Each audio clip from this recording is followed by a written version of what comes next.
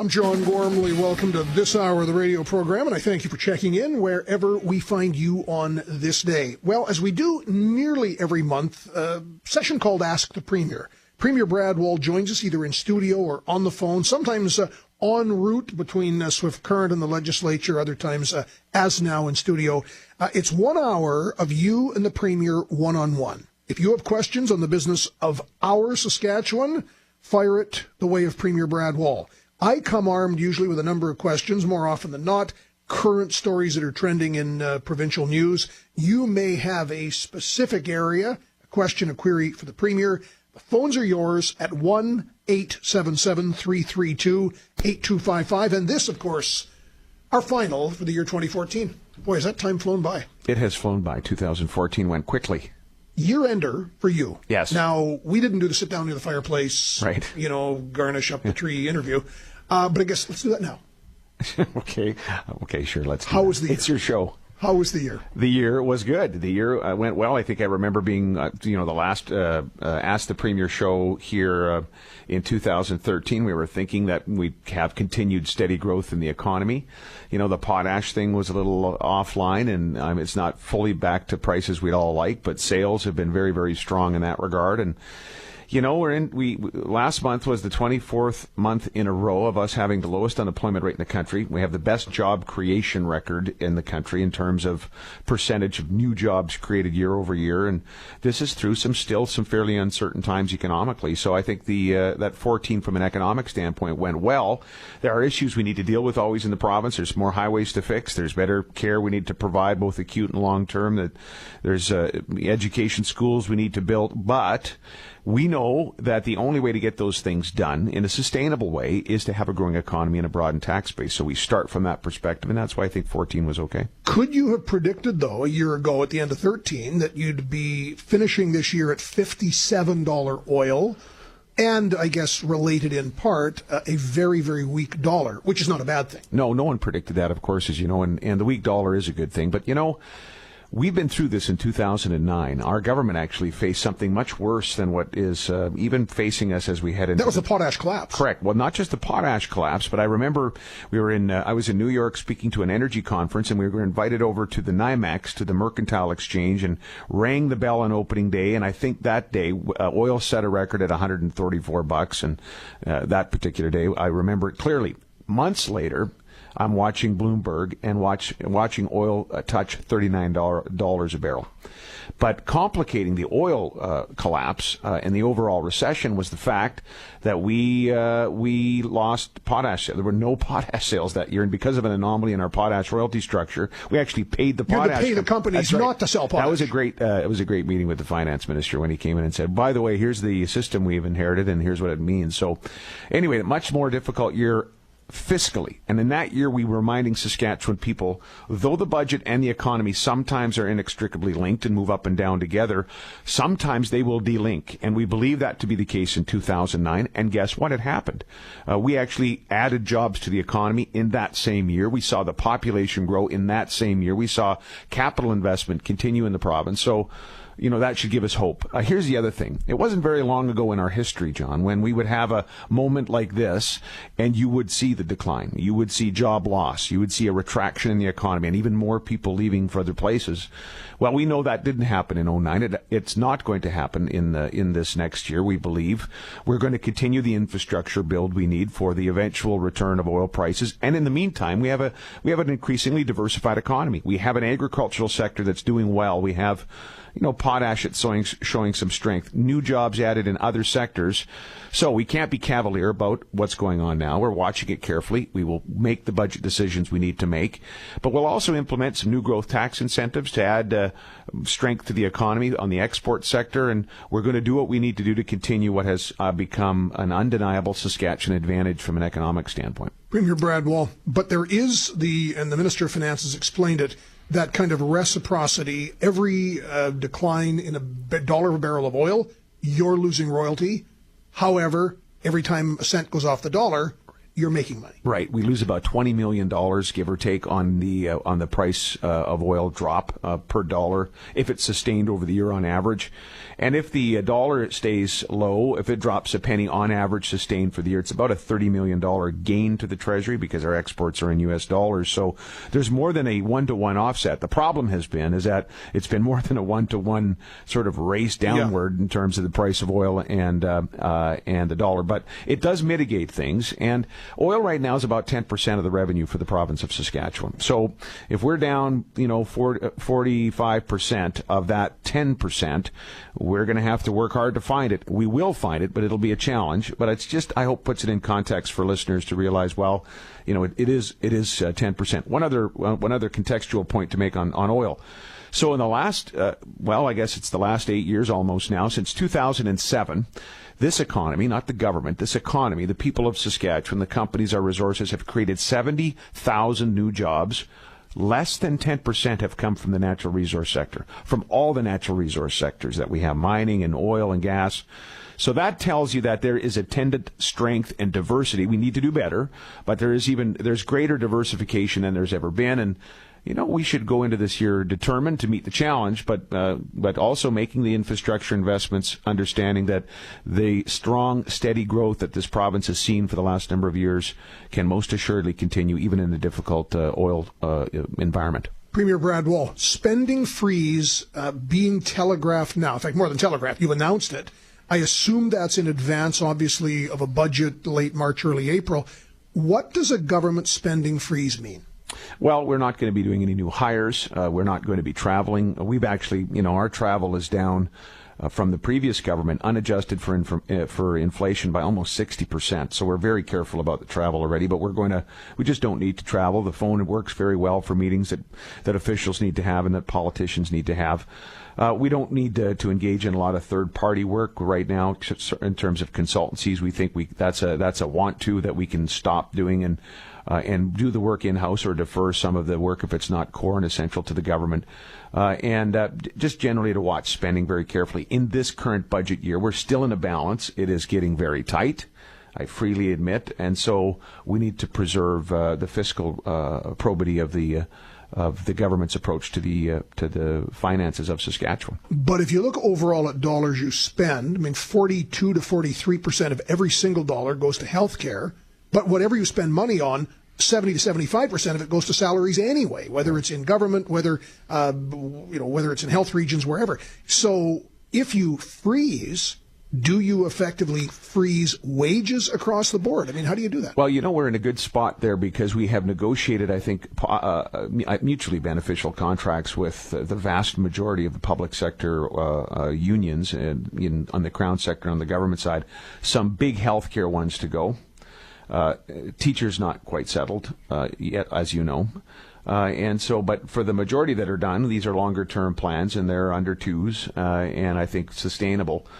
Going forward, though, we have to be very clear with everyone that the fiscal, a balanced budget is a cornerstone to the growth plan we've established. If we can maintain that, the AAA credit rating, the balanced budget, it means in the mid and the long term we continue to have the capacity to invest in quality of life, to build more highways, to pay down debt, to keep taxes competitive. So we're not backing off on that sort of core objective of our growth plan, and that will mean that means wages, that means hiring freezes that we've talked about, and doing what we need to do in third parties. For example, we have third parties, as you've highlighted, that in healthcare and education in the municipal sector that have benefited significantly as revenues from government have grown.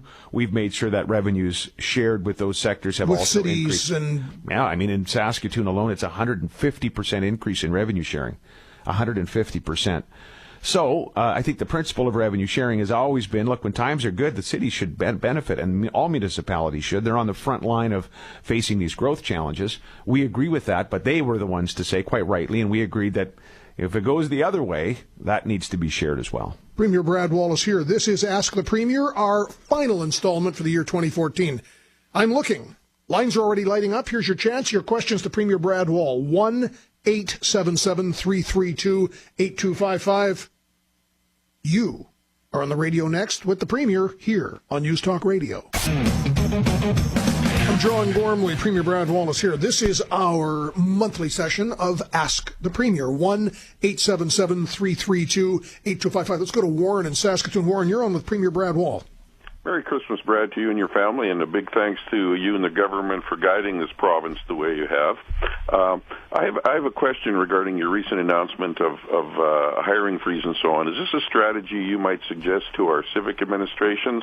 For example, in Saskatoon, are they hiring 65 more people, including a giant tax hike once again this year? First of all, Warren, thanks for the Christmas greetings. Merry Christmas to you, and appreciate your words of encouragement.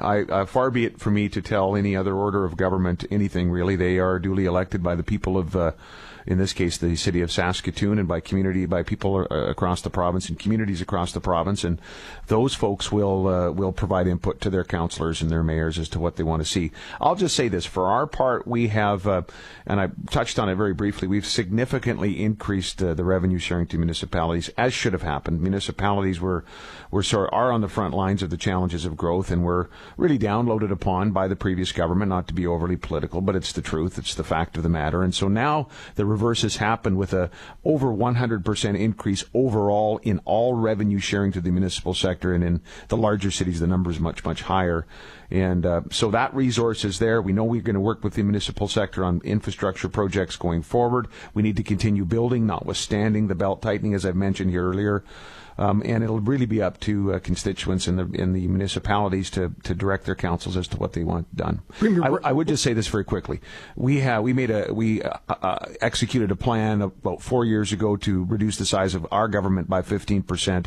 We save annually $198 million because we've achieved that objective. Skip, now the other issue that I had on my list to ask you about, Lenora asks in Saskatoon, long-term care and nursing homes. Lenora, you're on with Premier Brad Wall.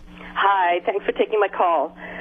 My question is, what is the government going to do about the abuse and neglect in long-term care? And our organization, we've got about 100 members in the Saskatoon Health Region alone. And our information is that this is just the tip of the iceberg. And what is your organization called? It's called FACE. That's Families Advocating for Compassionate Environments in Long-Term Care. And we're just saying that this abuse and neglect is just what you're seeing in the media is just the tip. And there's a lot of good care and good providers, but that can't be said for all. And we're saying that the suggestion that we just need to add more staff is a very simplistic approach. And there has to be a really good independent investigation of what is really happening. Our information is that families who speak up, who question problems, are usually subject to bullying and abuse, and there is no real place for them to go at this point because the ombudsman, the client representatives, and so on have no power. All they can do is go and talk gently to the care home and they cannot really implement change. Lenora, great question. I'm going to get Jay. Jay? Lenora, leave your number with Jay, because I want to find out about this group, this FACES. I knew there was a family-based group. I didn't know what it was called. We'll get Lenora. Premier, first of all, in response to that caller's comments, what is your response? Sure. Thanks, Lenora, for the call. It's interesting she's highlighted the fact that it's not just about human resources, about the number of staff in play here. Long-term care has been a priority for our government since we were first elected in 2007. We inherited a situation where beds had been closed and where proper staffing complements had not been achieved. Well, you had Sun out there saying in the system-wide we needed 1,000 more nurses. What's happened since then is we have funded 750 more frontline workers in long-term care specifically, never mind the other thousands in the rest of the system. We've also began to replace beds and add beds, including here in Saskatoon, more space for those residents who need long-term care. Certainly, we want everyone. She mentioned that lots of people get great care, but it's not the case for all. And that has to be our objective and our goal, that everyone is getting the kind of care that they deserve. So, I think you're going to see even in a tighter budget, you're going to see us focused on this particular issue. A seniors advocate has been suggested. That's something we might look at. I think it's the Minister of Health has asked BC about how it works there in terms of dealing with these issues. But I want to say this other point to Lenora, who indicated that some families are afraid to come forward. Come forward to an MLA. opposition government, doesn't really matter, or come forward to the minister's office. And if there's any evidence of anybody in the system, either in a long-term care facility or in any region, that is somehow intimidating or somehow not accommodating any family that comes forward out of concern for a loved one, there will be implications for that. I want to know about it because we need a system that's available to people who have concerns, that responds to those concerns. We also need to be, focused on the long-term solutions here, and we're going to absolutely do But that. is there a care ethic question? I mean, this tends to emerge. Is there a question in some, whether it's health region-wide, whether it's a facility issue, you got a problem with people just in terms of providing a patient-centered care environment or lack of it? Well, as what we saw at Santa Maria here recently, the horrific example, the family came forward with the video evidence. I mean, we're going to let that process, there's now a criminal investigation underway, and so that process needs to take place. But I will just say this in answer to your question. Short answer is yes, because that particular example is not about any sort of systemic problem across the system. It's not about resourcing. It's about the decisions apparently taken by specific people in care, specific employees. care aides, employees of the system, in that case the Catholic Health Ministry. And you heard yesterday a process has been set up to investigate that, but also to look at the broader issue. And so this message is for providers, for the unions, for all of us in government, for administrators, for the elected people, to answer this question you've just posed: what about the care ethic, period? And that's something we absolutely need to. But what about minimum care standards, where you have a mandatory set home by home, region by region, where essentially you lay out under threat of government or something if you don't meet certain care principles? Those exist. Interesting in this whole debate we've had, and the opposition have done a good job raising questions. Those guidelines, standards exist. In fact, the language at the front of... Because they say there are no minimum care standards. Well, they're not. It's not true. There absolutely is minimum care standards. It speaks to the kind of quality of care the resident should be receiving, very specifically to hygiene, specifically to the care itself. It's laid out in, maybe 150, 200 pages. The early pages say these are not suggestions. These are the guidelines by the province of Saskatchewan. Now, do we put them into what you would know in terms of the internal government speak? Do we make them formally regulations? They would have the same force, but if there is a merit to that, we'll look at that as well in the spring upcoming here. Premier Brad Wall, this is Ask the Premier, 1-877-332-8255. Boy, lines are busy. We're going to get back at the Afridi family question. This is the Pakistani Saskatchewan family. One of our callers has a great question on that. We will talk also about education, health region infrastructure, and more. Stand by. You're on the radio next with Premier Brad Wall here on News Talk Radio. I'm John Gormley. This is Ask the Premier December year-end edition. Now let's get as many calls on the radio as we can fit, which is my subtle message to the Premier to make sure we answer them briefly. Yes, that would be it. Thank you. It's not very subtle, actually. Cherney in Regina, you're on with Premier Brad Wall. Good morning, Mr. Wall.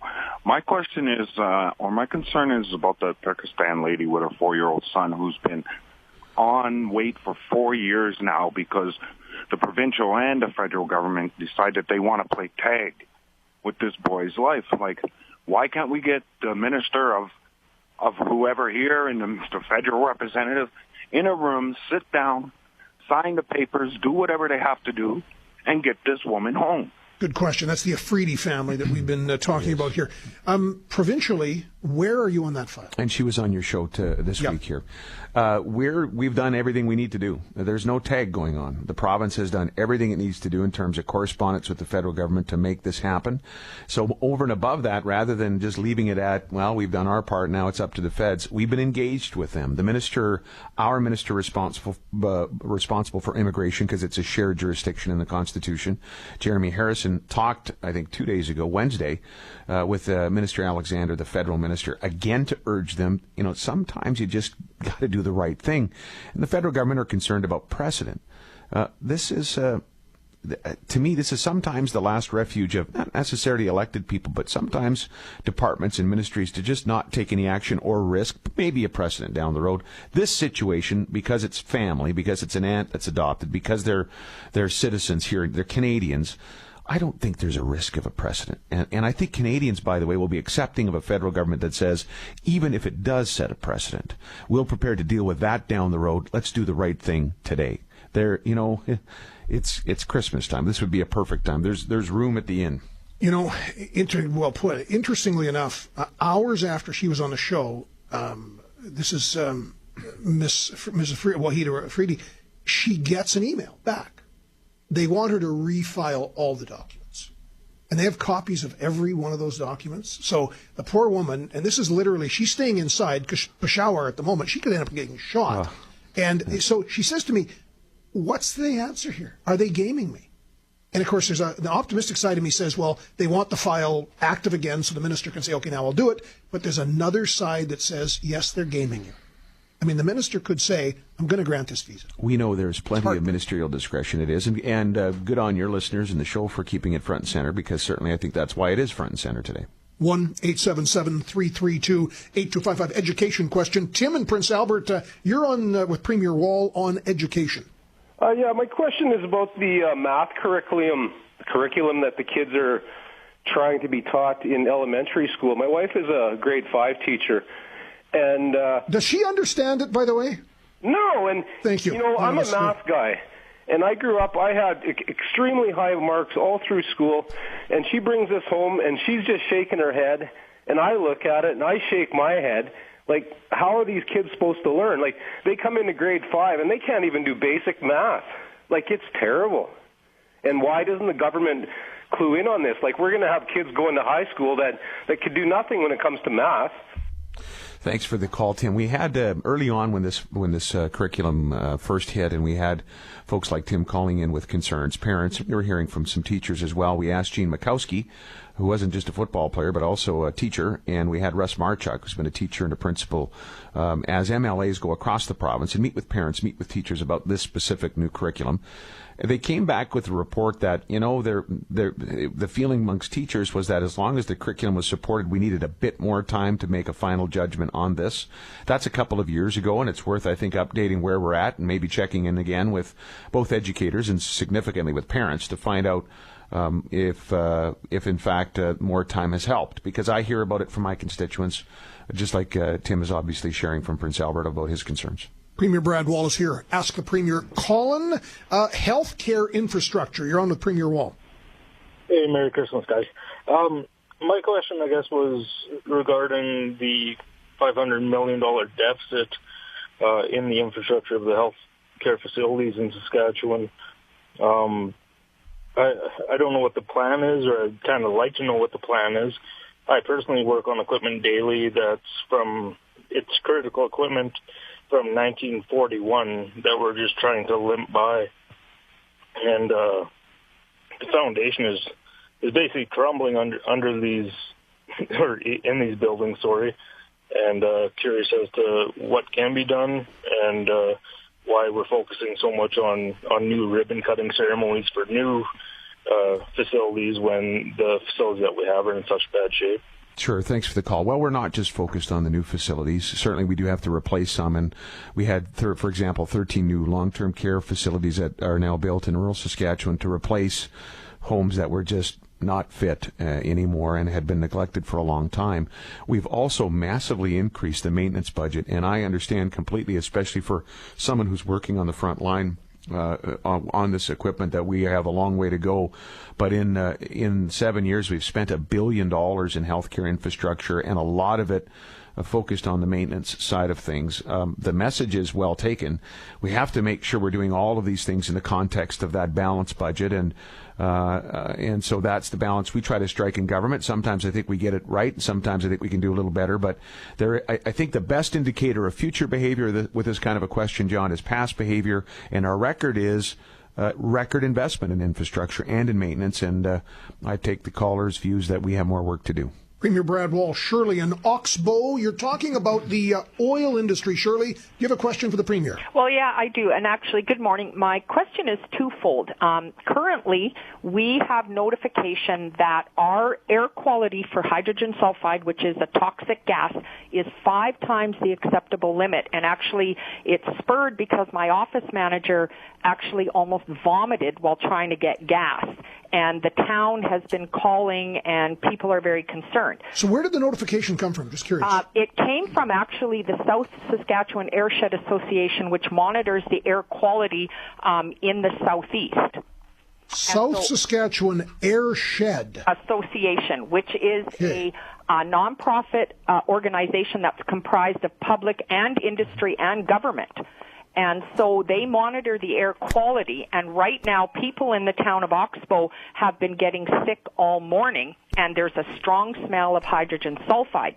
And so the Airshed, when you look at it, our air quality today is at 51, which is very poor, and that the hydrogen sulfide is now at 10.5 parts per billion, and it's been that over the last 12 hours. That's 5 times the limit for 12 hours. Okay. Well, Shirley, thanks very much for the call. We can have environment officials look specifically at these numbers that you're reporting. In recent years, the Ministry of the Environment, we've actually increased efforts to monitor air quality right across the province. There's 6 permanent monitoring stations. They're in Regina, Saskatoon, Swift Current, Prince Albert, North Battleford, and Buffalo Narrows. And in addition to that, we've actually funded some mobile monitoring, some vehicles that take care of the north. These vehicles were there when we took office, but there was no money actually to have them do anything. So we've changed that. This a very specific question, specific situation. I know folks in government are listening to this show because we're having asked the Premier. I'm sure they'll want to immediately respond and find out exactly what's going on in Oxbow, and they should be hearing something from them shortly, I would hope. 1-877-332-8255. Walter in Wadena, you're on with Premier Brad Wall. Yes, I'll answer that guy's question about about the kids having trouble with math. I was told that all the companies that print textbooks for the schools have been bought out by Middle East money. Okay, well, Walter, I know you've got some theories on this. I think you had a question to Premier. Okay, I'd like to ask the Premier also, too.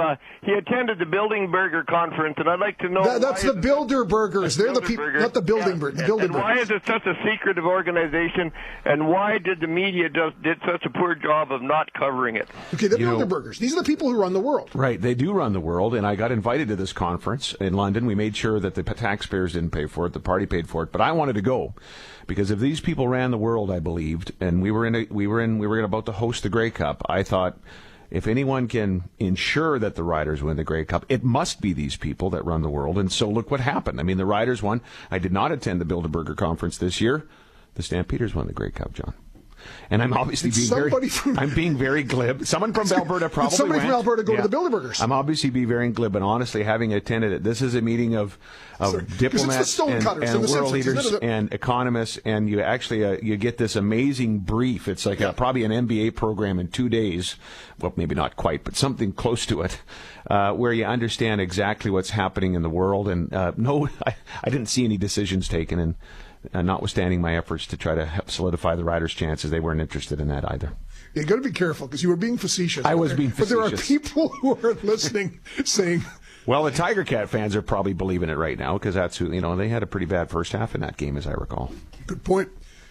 Back with more calls. From disability issues to staff reductions in government and more, it's 1-877-332-8255. Ask the Premier, only on News Talk Radio.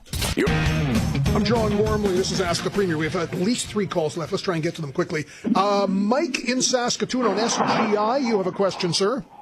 Sure do. Good morning, Mr. Premier. You're doing a great job. I have a problem with this SGI. I have a problem with them being the police department here. Well, what is this? They turn around, they fund our Saskatoon City Police to give out offices right throughout the province here. They're not the police department. They're just an insurance company that sells license plates. What is it that they're involved in all these cameras all over the place? I believe in safety, but I don't believe SGI should be doing that. It should be the Highway Traffic Board. I also want to know, when is it going to be time that we're going to end up having a private insurance company? I want a choice. I don't want to buy my plates from that particular company. I'd rather buy it from a private company.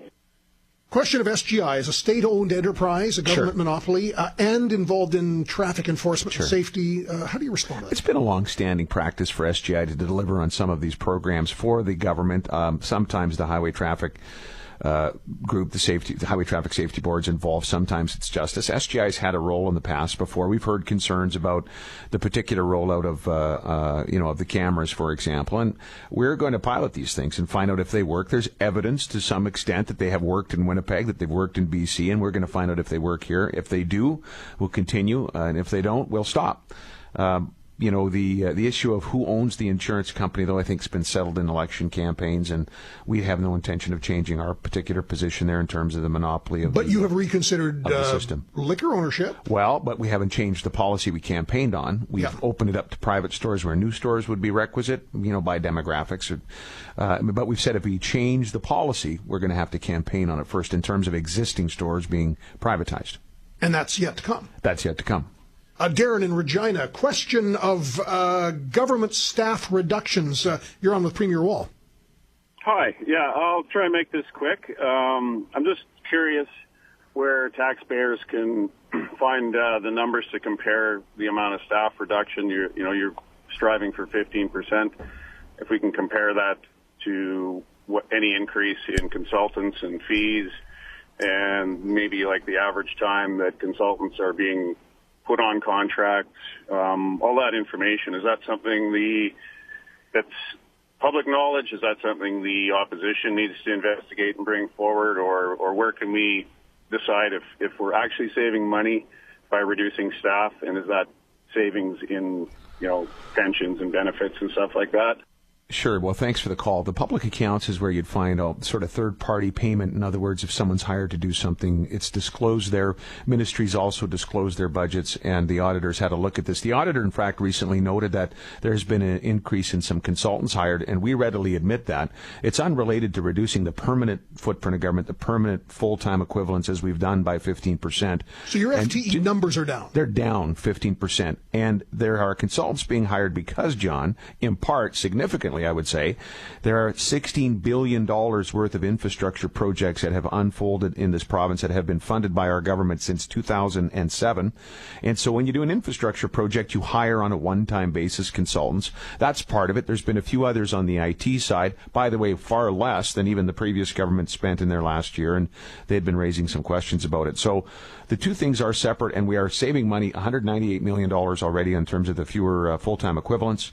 And yes, we're going to use on a short-term basis, consultants as we engage in large projects. For example, a commuter bridge in Saskatoon is going to require consultants rather than full-time government workers. Premier Brad Wall, one call quickly. Mike, you use a service dog? Yes. You have a question? Yes, Merry Christmas to you both.